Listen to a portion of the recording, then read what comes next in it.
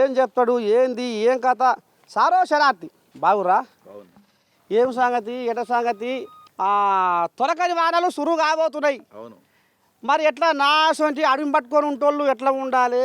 అసలు ఈ తొలకరి వానలు సురువు కాగానే ఆనకారం దగ్గరికి రాగానే రోడ్ల పోంచి నీ దండ పెడితే సందుల్లో బొందుల్లో నీరు నిల్వాయి దోమలకు ఈగలకు అవి సంసారం చేసుకొని పిల్లలు కానీ జనాల మీద వదిలిపెడతాయి. ఇక మరి తీరొక్క రోగాలు దాపరమై ఉన్న ఆస్తులు అమ్ముకొని ఆసుపత్రి పాలవుతారు. ఏం చెప్తావు వాళ్ళకు? నమస్కారం. ఇప్పుడు వర్షాకాలం వచ్చింది. చాలామందికి తెలియని విషయం ఏంటంటే ప్రపంచంలో ఒక వ్యక్తి మనుషులు చనిపోవడానికి ఎక్కువ కారణం ఎవరు అంటే దోమలు మొదటి ప్లేస్లో ఉంటుంది. దోమ తర్వాత మనిషి, అంటే మన బాంబులు వేసో గొడవలేయో చంపుకోవడం, ఇది రెండో మనిషి ద్వారా చనిపోయేది రెండోది. తర్వాత పాము ద్వారా, తర్వాత సింహం ద్వారా. సో చాలామందికి తెలియదు ఏంటంటే దోమకాటు వల్లనే ఈ ప్రపంచంలో ఎక్కువ మానవాళ్ళు చనిపోతున్నారు. సో మనము దాన్ని చాలా అశ్రద్ధ చేస్తాం. వర్షాలు పడ్డప్పుడు చాలా మటుకు మనం ఏం చేస్తామంటే ఈ రోడ్ల సైడు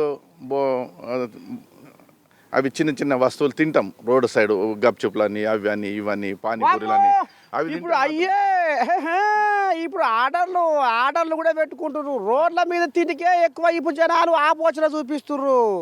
కరెక్టే నువ్వు అనేది.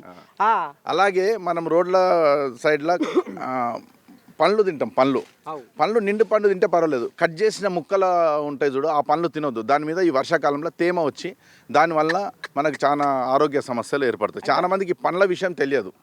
పండ్లు కట్ చేసి ముక్కలు అంటే మామూలు పండు తెచ్చి ఇంటికి కట్ చేసుకోవచ్చు, కానీ కట్ చేసి మనం ఫ్రిడ్జ్లలో పెడతాము. ఎక్కువ నిల్వ ఉంచడం వల్ల పండు ఒకసారి కట్ చేసిన తర్వాత దాన్ని వెంటనే తినాలి. దాన్ని 2 రోజులు 3 రోజులు కట్ చేసి మళ్ళీ డబ్బాలో పెట్టి ఫ్రిడ్జ్లో పెట్టి తర్వాత రోడ్ల మీద పెట్టిన ఆ పండ్లు కూడా తినొద్దు. సో దానివల్ల కూడా ఆరోగ్య సమస్యలు. అలాగే మనం ఏం చేస్తామంటే మన ఇండ్లలో కుండలు ఏమన్నా ఇరిగిపోయినాయి, బోకెలు అవి ఉంటాయి.